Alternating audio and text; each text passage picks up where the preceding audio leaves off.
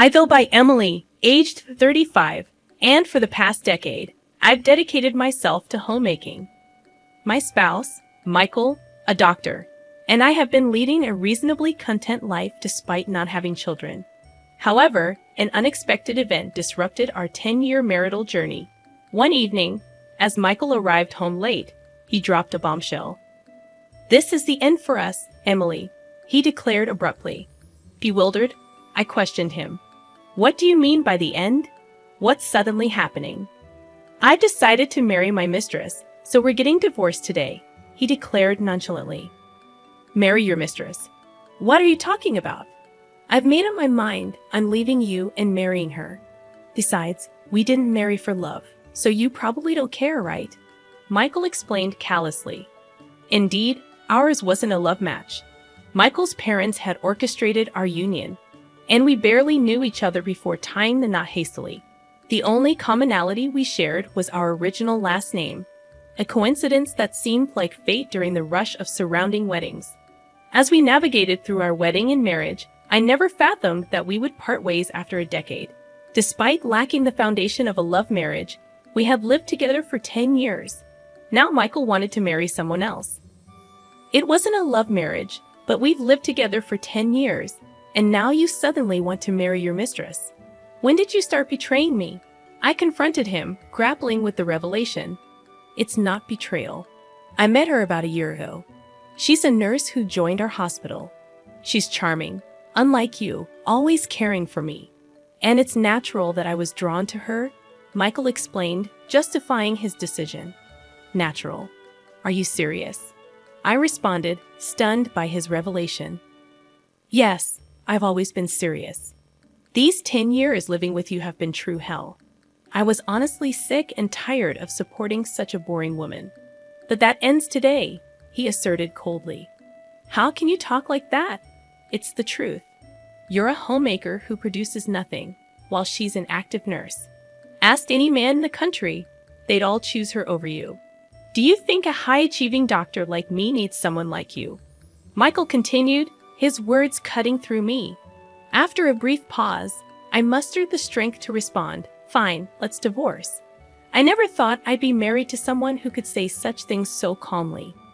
"We can discuss alimony and property division later with a lawyer. I'll sign the divorce papers and send them later. Until then, I'll go back to my parents' house." However, Michael interrupted, revealing a shocking truth. "No need for discussions. We don't even need a divorce paper." Perplexed, I questioned him. "What do you mean? We can't separate without it. If we don't divorce, you can't remarry." "You're so naive. It's pathetic. The truth is, I never submitted our marriage registration. We're not a married couple, just cohabitants. So there's no divorce, no alimony, no property division. You thought you'd get my money in the divorce, but you won't get a penny," Michael disclosed. Shocked by this revelation, I confronted him. "Not submitted? Wait, are you joking? We've been living as a married couple for 10 years. It's impossible that you didn't submit it." "Normally, yes. That's why I made that rule at the beginning. If you went to the office, everything would be ruined. When we got married, we made some rules. I, as a homemaker, would handle all the household chores. I was on an allowance, and part-time work was prohibited. Michael would handle all governmental and official matters," I recounted. "Why would you do such a thing?" I questioned. "Because I was about to be forced into a marriage with someone I didn't love. It's not like I was going to submit it easily. I was saving marriage for someone I was destined to be with," Michael explained. "Why didn't you refuse the marriage proposal in the first place?" I demanded. "I couldn't refuse.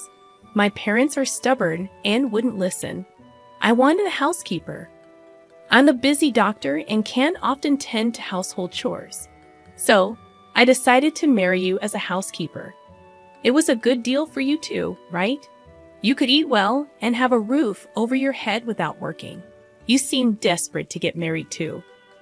What, you were probably feeling pressured because your friends were getting married, right? Even though we weren't actually married, you were seen as the woman who married a doctor. This 10-year relationship was a win-win for both of us. And it ends today. You should be grateful for the good times you had. Now you have to live on your own without relying on others, Michael declared, concluding our tumultuous chapter. I can't believe this. Oh, and one more thing. Don't tell my parents about this. If you do anything unnecessary, you know what will happen to your father, right? My father, who runs a medical equipment sales company, has a contract with the hospital where he works. It was through my marriage to him that this connection was made. If I told my in-laws, he's implying that he'd sever the contract as a threat. In other words, he's warning me not to take any action. It's your fault for being deceived. How pitiful to be thrown out with nothing, he said, laughing. But the one who would be thrown out without knowing anything was actually him. I couldn't help but burst into laughter. What's so funny all of a sudden? I can't believe you became a doctor with that kind of knowledge, he questioned. I knew all along about your mistress and that you didn't submit our marriage registration, I replied calmly. That's impossible, he insisted. That's why I've been preparing, waiting for the day you'd bring it up yourself. In fact, I had suspected his infidelity for the past 6 months. But I didn't have enough evidence to confront him. So I hired a private investigator to look into his affair. Ma'am, there are 2 things I need to tell you. The first is that your husband is indeed having an affair. We've got evidence of him entering a hotel with a nurse from his workplace. And the second is from their conversations. There's a possibility that you two are not legally married. Possibility of not being legally married? What does that mean? I asked, shocked. I overheard your husband and his mistress at a cafe. He said they didn't need to worry about alimony or property division since they never submitted a marriage registration, the investigator revealed. I can't believe it. We've been living as a married couple for 10 years. I don't know why he didn't submit the marriage registration. That's why he never let me handle any official procedures, I realized. Yeah, that seems to be the case. I can't believe this. How could this happen? I explained. It's rare to hear about not submitting a marriage registration for 10 years, but it's not unheard of. This is too much. Am I just supposed to accept this? If we were never married from the start, there's nothing I can do, I lamented. Not necessarily. What do you mean? The investigator asked. Let's make him pay for deceiving you for 10 years. First, we need to prepare without him noticing, I declared. And so, I began to prepare with the investigator to punish my husband. So what if you knew we were never married from the start? So it doesn't matter what I do with other women. I don't need to take any responsibility, he said, oblivious to the storm that was about to hit him. I pitied myself for not knowing anything. But it seems you were the one truly pitiful. What do you mean? We're considered to be in a common law relationship on paper. So what? You might not know, but you can actually claim alimony and divide property in a common law relationship. What he didn't know was that registering as a de facto marriage would backfire on him. You can make claims in a common law relationship. It's not well known, but yes, you can. Of course, there are some conditions, but looking at your case, it seems you meet them. What are these conditions? A common law relationship is established based on 2 criteria. First, both parties must have the intention to marry. If it's just living together, that's cohabitation. Mutual intent to marry is key. For instance, if you had a wedding ceremony or were recognized as a couple by others, it can be acknowledged. We've had a wedding ceremony, and our parents and friends know us as a couple. Then the first criterion is met. The second is living as if married. This includes sharing household life for over 3 years. You've been living together as a couple for over 10 years, and as a homemaker, you obviously shared the household finances. This is recognized as a marital relationship. So that means if you can provide proof of what we discussed, you can claim alimony and divide property. I'm not an expert in this area, so I'll introduce you to a lawyer. You can work with them to bring him down. After consulting with the lawyer, I was told that I could indeed claim alimony and property division from my husband. So I'm going to demand alimony and property division from you, I informed my husband, who turned pale. His confidence, which had looked down on me just a moment ago, was gone. But even if you can claim alimony and property division, you're just an unemployed woman. Do you plan to rely on your parents after being kicked out? He scoffed. Didn't I say I was preparing? I've already found a job starting next month. I've also got my eye on a new place. Don't worry about me, I responded confidently. What he thought, that a clueless homemaker would be helpless, had backfired. I'll make sure to discuss this with your parents, just so you know. Do you not care what happens to your father if they want to break the contract? He challenged. Let them. Sure, you were the link to the hospital, but the contract continued because of my father and his company's efforts. Whether or not they keep the contract is up to them. Let's see if they'll break a contract just because the doctor's wife of 10 years was a lie. Try saying that to my father and me. We won't be affected if the contract is broken over this. It only shows the depth of their trust. We'll just find another hospital to partner with, I asserted.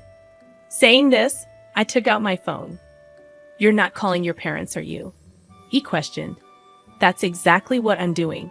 Our parents think we're still married. It's only natural to inform them if this relationship is ending, I stated. To my surprise, my husband began to apologize. Please let me talk to them. Don't call, he pleaded. Why? You know how strict my parents are. If they find out about this, I'm done, he explained. What does that have to do with me? You're asking me not to tell the truth because your parents are strict. Are you kidding? You could have refused the marriage from the start if you didn't intend to marry. After 10 years of a selfish marriage, you're afraid of your parents finding out. I can't accept such a convenient story, I retorted. But I can't accept your story.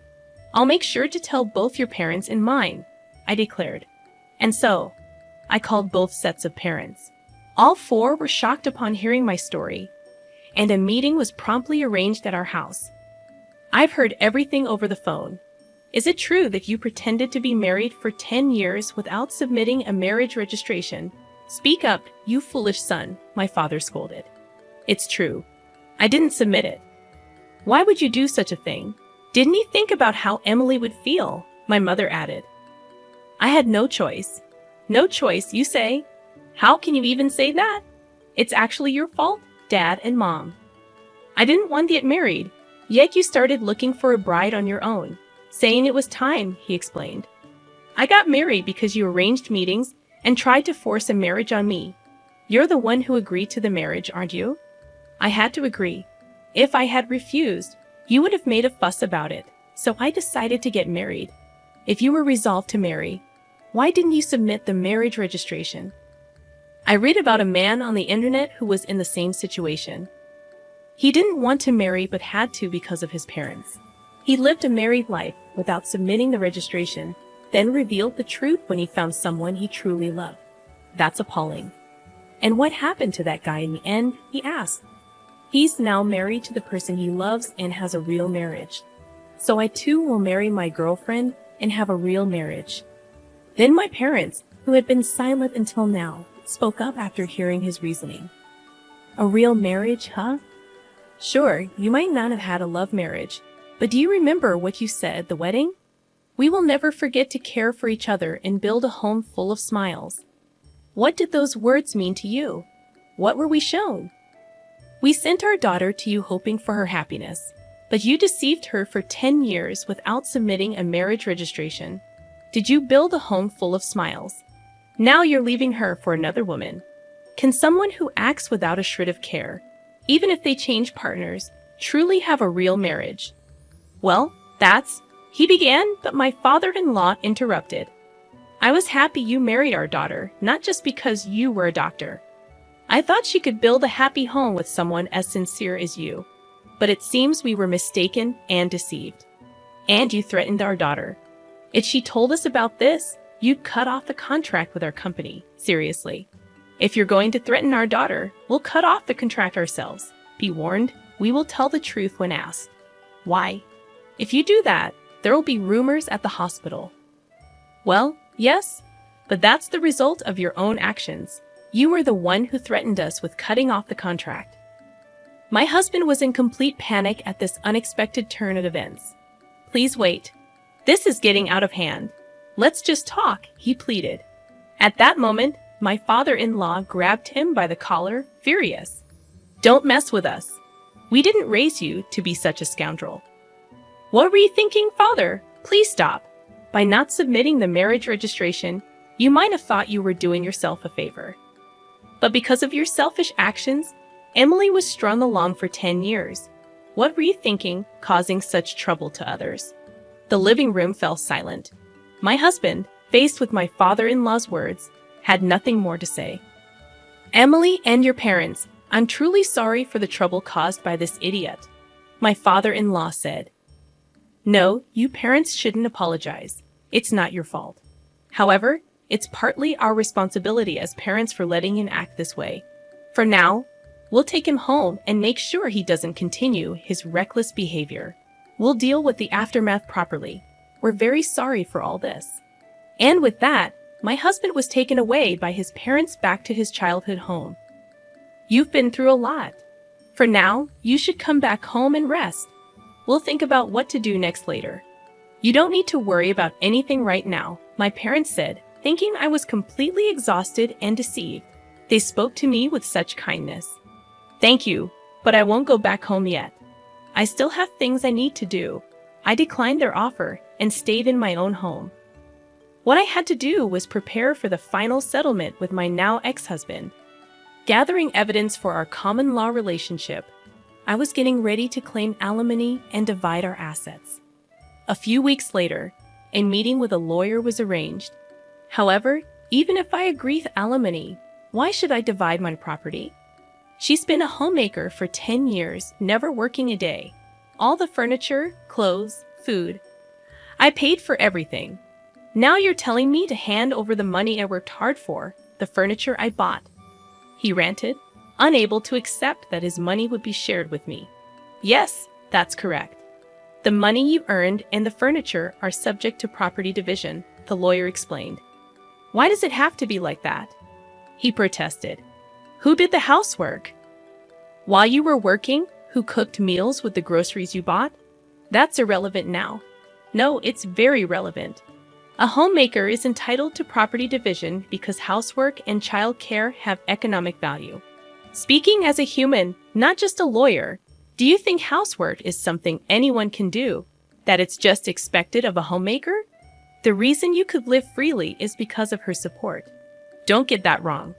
And this situation is a result of your actions, yet you have the audacity to be selfish, the lawyer continued. What you say? Never mind. Anyway, she's entitled to half of the assets for property division. That's how it is. Dan, regarding alimony, we intend to claim $100,000 from you. $100,000? Why so much for a relationship that wasn't even a marriage? It's precisely because you weren't married. Normally, alimony claims in common law relationships range from $10,000 to $40,000. However, in your case, you pretended to be married for 10 years and selfishly tried to kick her out when you found someone else. The amount is determined by the severity and duration of your actions. But still, you may think 10 years is just a short time, but it's longer than you realize. During that time, she devoted herself to you, believing you were a married couple. You have no right to complain after betraying her. A perfect rebuttal left him speechless, and he reluctantly agreed to my demands. Then I also sent a notice of claim for alimony to his mistress. I knew who and where she was, thanks to the investigator, as she was a nurse working at the same hospital. The mistress, having heard from him that there was no possibility of alimony or property division, must have been utterly shocked by the contents of the claim.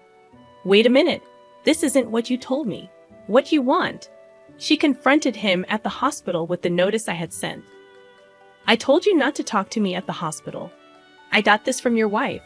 You said there wouldn't be any alimony because we weren't married. What's this all about? I later learned that, in a panic after being served with the alimony claim from me, she confronted him at the hospital with the notice I had sent. Okay.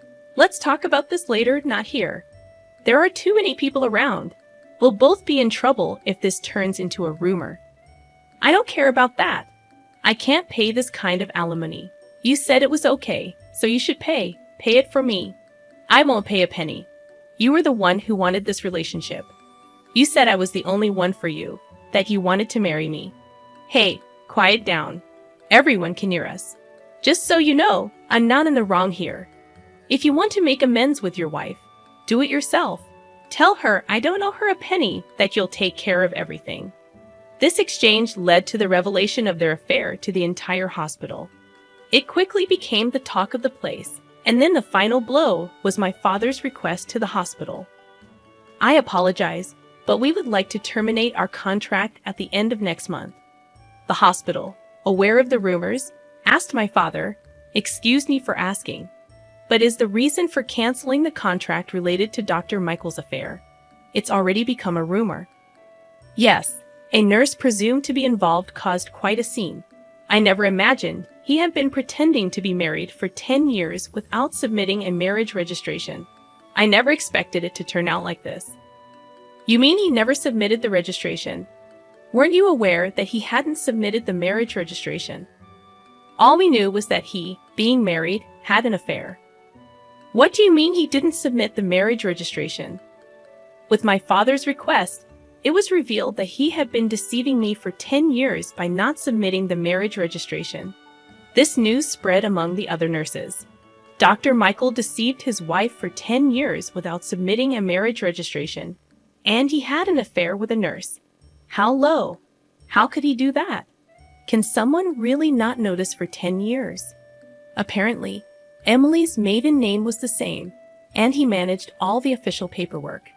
That's scary.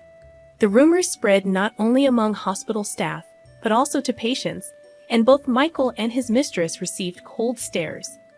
Unable to endure, they soon resigned from the hospital. As my father told me, "Did you manage to get the alimony?"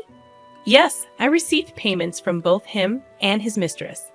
She refused to pay until the end, claiming she was deceived. But the lawyer made it clear her argument wouldn't hold, and she reluctantly agreed to pay." That's good. What about you, Dad? Did the contract get canceled after all? No, that's off the table. He resigned, and since our company is trusted, the hospital asked us not to cancel the contract. We couldn't cancel it after they asked like that. That's a relief. Then I started a new life in a new place and was living happily. About a year and a half later, my ex-husband contacted me. "Is it true you got remarried?" I had married a man I met at work, and somehow he had found us. I wondered whose number this was. Going through the trouble of changing your number just to contact. Just answer my phone. Yes, I got married. You betrayed me. Betray? We were never legally married, so I didn't think it would matter to you. Right? That's a different matter indeed. Things are different now. We're completely separated, so my marriage has nothing to do with you. Is that why you contacted me? After I said this, he seemed at a loss for words. Then he taunted. Of course, you're still unmarried, since you probably haven't submitted a marriage registration again. You're that kind of woman. But things weren't as he imagined. Unfortunately for you, my husband isn't the kind of person to do such terrible things. He knows all about your story, so to ensure I wouldn't feel anxious, we went to the office together to submit the registration. Sadly for you, things aren't as you thought.